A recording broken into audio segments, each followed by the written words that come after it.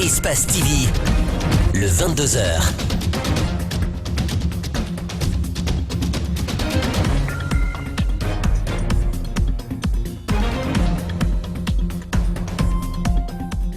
Au sommaire de ce 22h, rentrée universitaire ce lundi à travers le pays.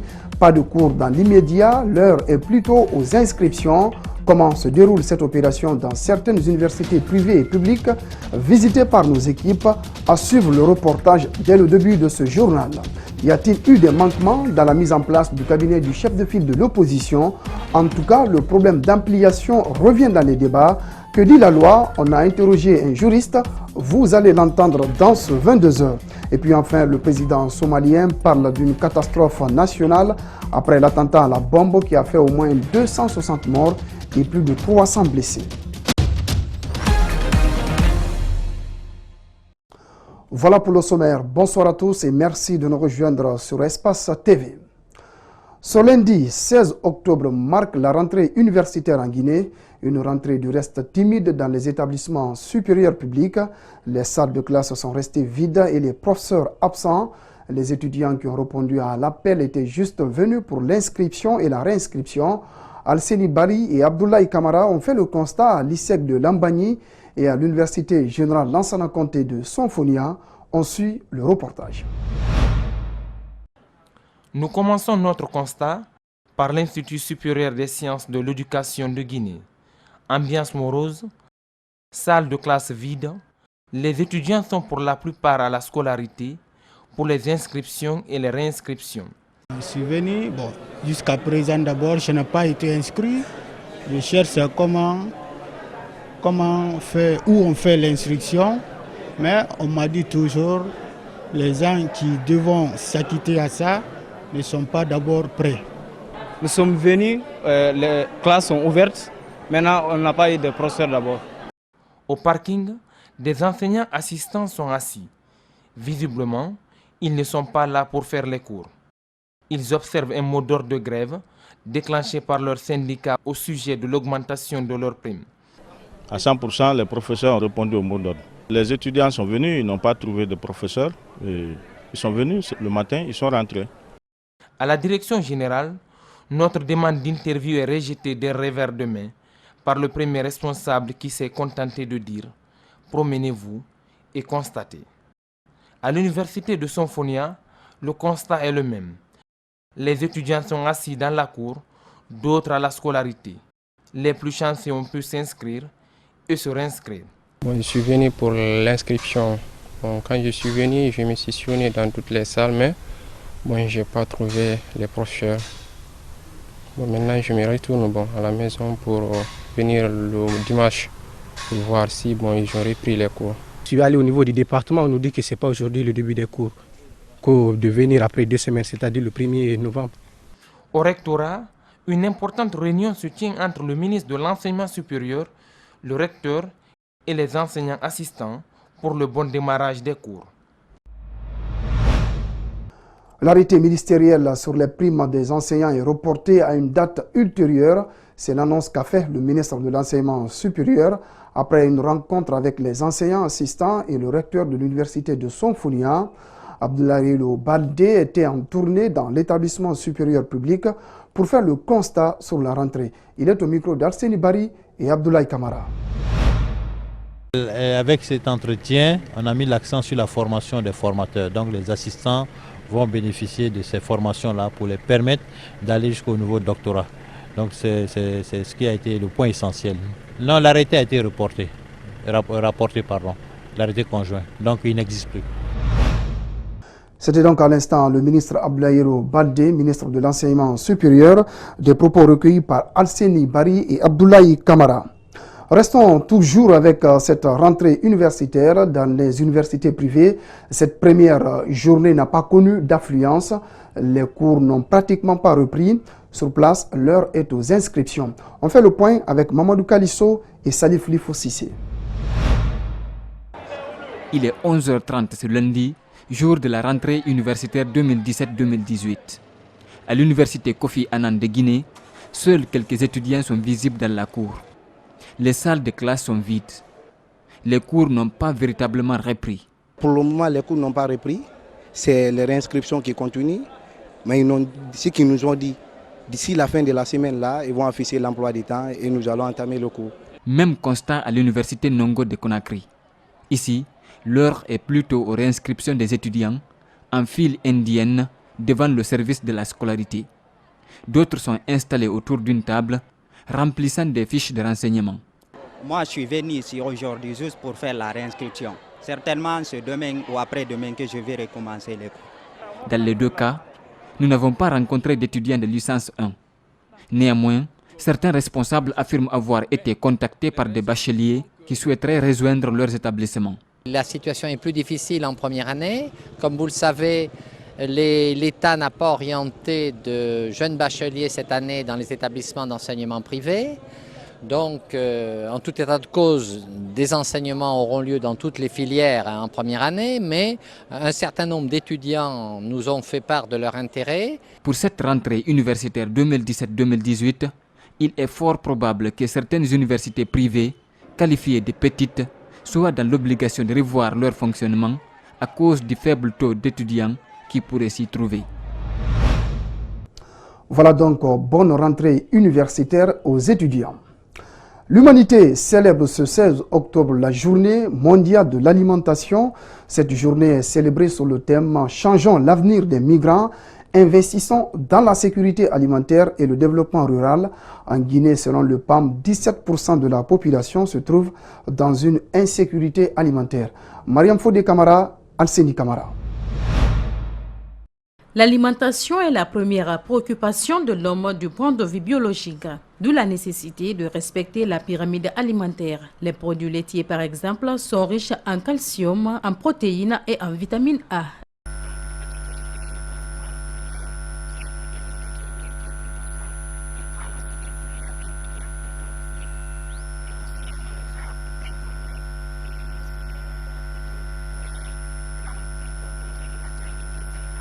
Certaines personnes mélangent le repas sans penser aux conséquences que cela pourrait avoir sur la santé. C'est pourquoi Satou Anna donne des conseils pour le bien-être de tous.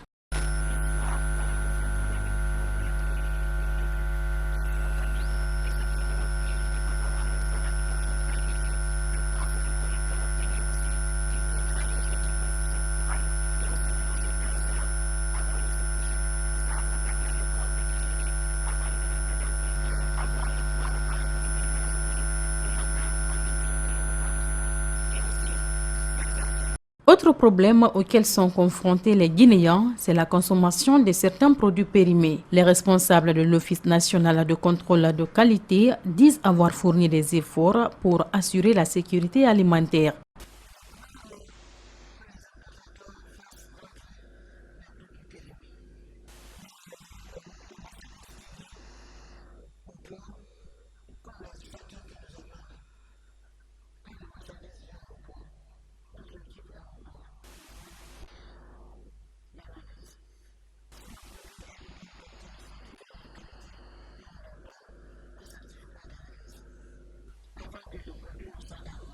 Varier son alimentation et le contrôler sont les seuls moyens d'apporter tous les éléments nécessaires à l'entretien et au bon fonctionnement du corps. On en vient à cet élément annoncé dans les titres. Cellou Dalein Diallo a-t-il confondu son statut de chef de file de l'opposition à celui du président de l'UFDG? Depuis la publication de sa première décision, le doute persiste. On pourrait penser à une erreur, mais le nom de son parti est martelé 2 fois sur l'acte institutionnel et plusieurs institutions de la République n'ont pas reçu d'ampliation. Alors, que dit la loi sur ces manquements? Élément de réponse dans ce reportage signé Mamadou Saliouba, Mohamed Aloussen Kamara. Le nom de son parti devrait-il apparaître sur les copies, ces décisions prises en tant que chef de file de l'opposition? Dans le texte, l'UFDG revient à répétition. L'opposition dans son entièreté ne polémique pas, mais ceux qui parlent au nom de la loi y voient une incohérence juridique. Parce que les deux qualités ne peuvent pas cohabiter dans cet acte. Il s'agit uniquement que du chef de file de l'opposition. Le cachet qui devrait être pour l'apposer là-dessus devait en faire foi, non pas celui de l'UFDG. Autre manquement, les ampliations. Le chef des files de l'opposition n'est pas tendre pour certains partis politiques, notamment ceux qui ne se réclament pas de l'opposition républicaine, et c'est bien ceux-là qui n'ont pas été mis en copie de la décision. Mais les manquements vont plus loin. D'autres institutions comme l'Assemblée nationale, la présidence de la République ont été aussi occultées. Normalement, une ampliation devait être faite aussi bien à la présidence de la République, à l'Assemblée nationale et à d'autres institutions, notamment le ministère de l'administration du territoire et aussi le ministère du budget, parce que cette décision a une incidence financière. La Cour constitutionnelle également devait être ampliée parce que c'est en cela que la décision pourrait leur être opposable. Une première décision du chef des files de l'opposition remplie de manquements, la route s'annonce longue pour Cellou Dalein Diallo. L'unité d'action syndicale dénonce le caractère discriminatoire des négociations tripartites tenues le 11 octobre dernier. Ce mouvement syndical, qui représente 10 structures, interpelle tous les travailleurs guinéens à se tenir debout pour le bien-être de la classe ouvrière. Elle l'a fait savoir ce lundi à Conakry à travers une déclaration. Reportage d'Ibriba, Mohamed Alucen Kamara. Ces négociations entre l'intersyndicale, le gouvernement et le patronat ne sont pas du goût de l'unité d'action syndicale. C'est pourquoi elle est qualifiée de chimère et de fourberie. Nous, mouvement syndical guinéen, réunis en unité d'action syndicale, dénonçons de façon véhémente les conclusions du protocole qui constituent un fantasme et une diperie aux yeux des travailleurs. L'unité d'action syndicale est convaincue que ces négociations ne respectent pas le principe d'inclusion en négociation. Pour ne plus vivre de l'utopie, ce groupe de syndicats invite les travailleurs guinéens à la solidarité pour leur bien-être. L'unité d'action syndicale regrette le caractère vicieux, sournois et discriminatoire de cette négociation tripartite dont le résultat ne favorise que les employeurs. Il est évident que la mise en œuvre de ce protocole d'accord par échéance programmée ne sera jamais respectée. L'unité d'action syndicale demande aux employés guinéens de tous bords de rester mobilisés et de tenir compte de cette déclaration. La Fédération des pêcheurs artisanaux de Guinée était ce matin au ministère des Pêches pour discuter avec le ministre sur la vente de poissons dans les différents ports de la capitale. Ces pêcheurs artisanaux ont tour à tour exprimé leur mécontentement face au comportement de certains au sein même de la corporation qui vendent des poissons aux étrangers à des prix dérisoires. Mohamed Valek Touré, Mamadou Souma. 2 mois seulement après sa nomination, le ministre des Pêches a fait face à ses premières difficultés à travers cette manifestation des pêcheurs artisanaux dans les locaux du département. Ces pêcheurs dénoncent l'annulation d'une journée mondiale de leur corporation en Guinée et décrient la flambée des prix des produits halieutiques sur le marché. Nous avons fait un effort pour abriter la journée mondiale de la Guinée qui a été annulée à notre grande surprise. Donc c'était de demander pourquoi cette annulation, parce que nous en tant qu'acteurs professionnels qui avaient sollicité cette organisation en Guinée depuis 2015 suite à une de nos visites au Maroc à Agadir. Cette journée mondiale qui était prévue pour se tenir à Conakry a été délocalisée dans un autre pays pour des raisons non encore connues. Ces pêcheurs artisanaux accusent l'ancien ministre des Pêches d'être responsable de cette situation. Lamine Camara, coordinateur de cette fédération, reconnaît des avancées enregistrées mais regrette le comportement de certains pêcheurs qui vendraient des poissons à des étrangers sans leur accord. La pêche est troublée. Ce n'est que tout récemment que nous sommes réunis par l'intermédiaire de l'AGIPAD, l'association des jeunes pêcheurs, qui nous ont organisés, et par la suite jusqu'aujourd'hui, c'est ce que nous sommes en train d'exercer ce métier. Le nouveau ministre des Pêches, surpris de cette visite inopinée, a d'abord remercié les pêcheurs et leur a promis de mettre tout en œuvre pour qu'ils aient du poisson à des coûts moindres. On est prêt à les accompagner. C'est pourquoi nous avons demandé à leurs représentants de mettre en place une petite commission composée de 5 personnes. Les gens du département et les autres concernés viendront pour qu'ensemble on essaye de trouver une solution idoine à ce problème posé. Ces pêcheurs comptent organiser une journée de réflexion sur la pêche sur toute l'étendue du territoire pour uniformiser les prix des poissons sur le marché. Hawa Diakité, c'est le nom de la nouvelle présidente du bureau du Conseil national de l'Ordre des pharmaciens de Guinée qui a été renouvelé le week-end dernier. Les membres de la commission électorale se sont félicités du taux de participation avec 413 votants sur 1002 électeurs inscrits. C'est un compte-rendu signé Macky Sall et Lamine Silla. Ce nouveau conseil de l'Ordre des pharmaciens est composé de 2 membres du conseil de section A plus un suppléant, 4 membres de section B plus 2 suppléants, soit au total 9 membres. Après la fermeture du bureau de vote, place au dépouillement et ensuite à la proclamation des résultats aux environs de 20 heures. Ce bureau va être présidé depuis maintenant par une présidente,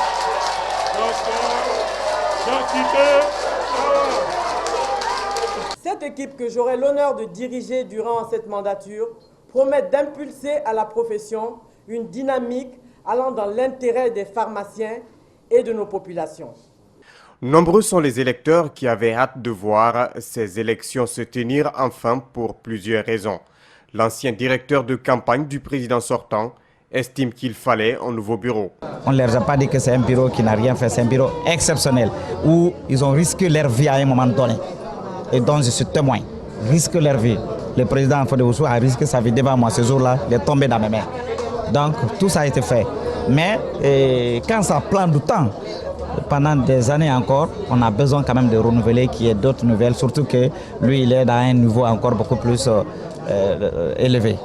Les attentes sont innombrables pour redonner un nouveau souffle au secteur de la pharmacie guinéenne. C'est du moins l'expression qui revient souvent dans les différentes interventions.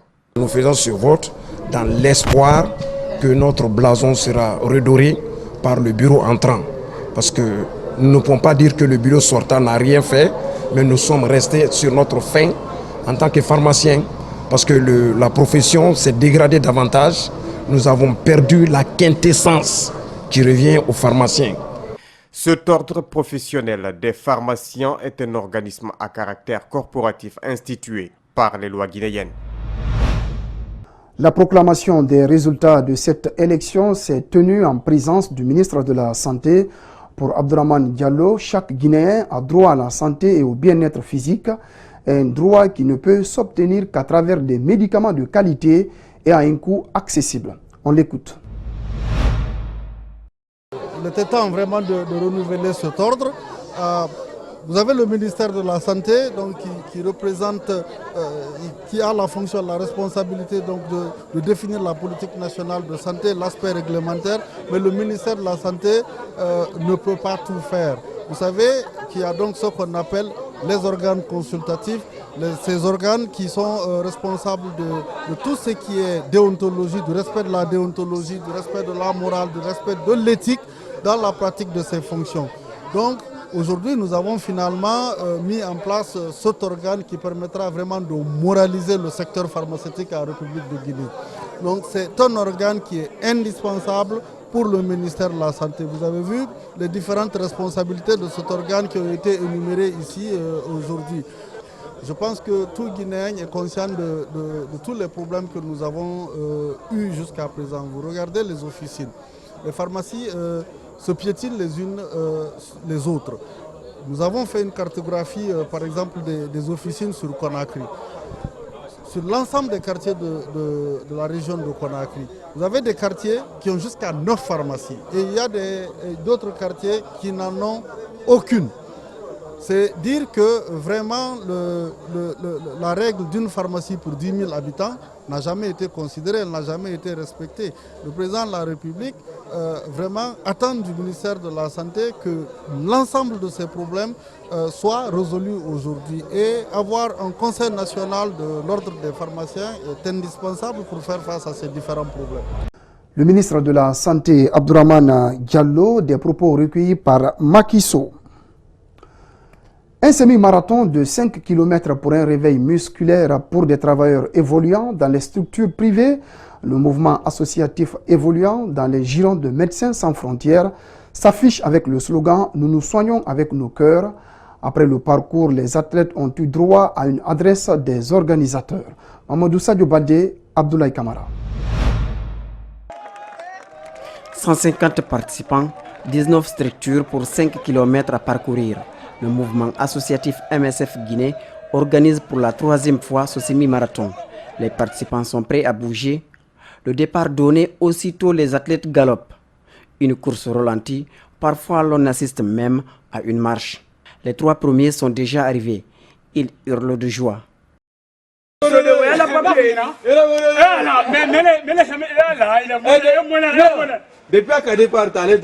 La première des femmes a franchi le point d'arrivée. Elle se félicite pour l'aboutissement de la course. Un des techniciens d'Espace TV a participé à ce semi-marathon pour évacuer le stress. Je suis très ravi. Le sport, ça fait libérer le corps et ça fait aussi oublier le stress. Surtout nous les techniciens, nous n'avons pas le temps de courir.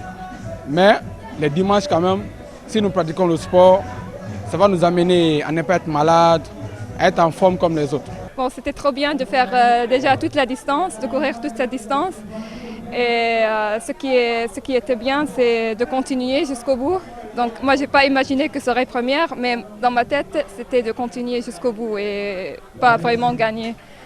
Adresse des organisateurs pour encourager les participants. Un petit moment de détente.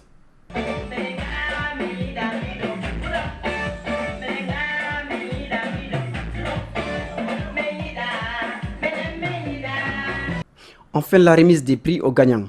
Les organisateurs, eux, visent un objectif bien précis.